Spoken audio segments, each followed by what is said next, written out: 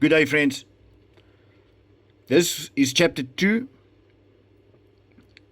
from Seer van Rensburg's Visions.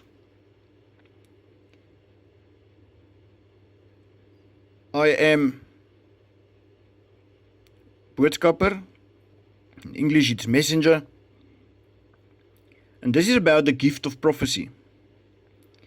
People who have the gift of prophecy acknowledge that it sometimes appears in their younger years, sometimes in middle age, and now and then in old age, but very seldom throughout their lives. Nicolaas van Rensburg's case was different, for it began at a very early age and only came to an end when he passed away. It reached its zenith during the Boer War, when it subsided a little and reached the peak again during his later years. He always experienced these visions in times of silence and or when he was alone. 12 years after the Boer War, when he was imprisoned for participating in the rebellion of 1914, he explained to a journalist, Harm Oost, how his visions appeared to him. Before this, only his wife and children and a few compatriots knew how his visions came to him. He explained it as follows. I start to experience a sort of pressure in the back of my head, and my sense begin to spin until I became so dizzy that I cannot stand upright anymore. I then lie down, put my hands behind my head and close my eyes. Even though my eyes are closed, I begin to see a haziness passing before my eyes. But the pressure in my head is still there. The haze becomes thicker and starts to whirl like clouds that are gathering, and out of this the vision came as clear as daylight, as though I am there myself. The only thing I can do is to look and see what is shown to me. The visions end when the pressure and the dizziness subside.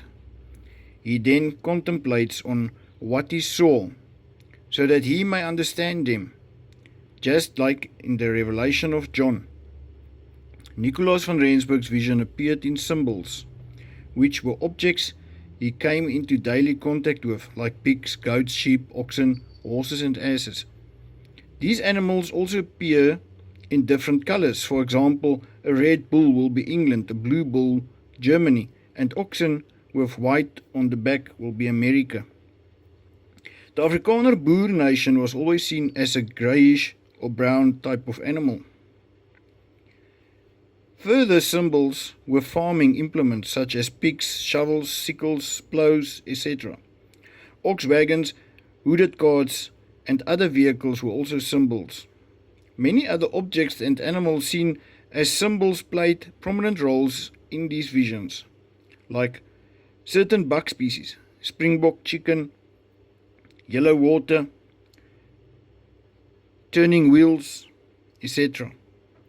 His visions were not always chronological nor logical, and sometimes they were so comprehensive that he experienced them over periods of days and even weeks. In the beginning, he did not always understand his visions, and it sometimes happened, for example, that he saw a vision of somebody without his or her hat on. In those days, no Boer was ever seen without his hat on. Only when this person had passed away did he know the meaning of such a vision. But he soon learned to understand the meaning of the symbols and visions. But although he could or would not in the beginning either understand or interpret his visions, he later did so. Interpretations he only gave to close friends, whose integrity he did not doubt. From 1916 until his death, he always went to sit on a small hill behind his farmhouse to pray and study his Bible in the silence, and during these times, he experienced these visions. People living in the surrounding areas then started to name his little hill as the place of visions. For every time he returned after having been on this little hill, his daughter had to write down what he had seen. Remember, read your own Bible so that you are not misled. Cheers.